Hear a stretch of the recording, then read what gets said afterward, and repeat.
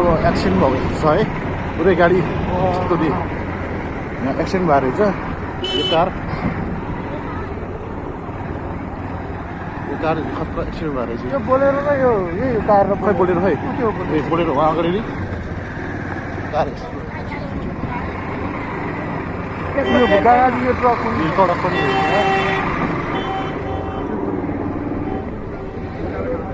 बोलेर यहाँ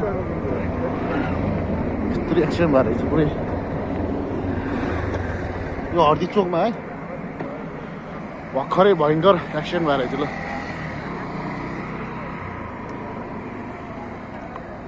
बाबा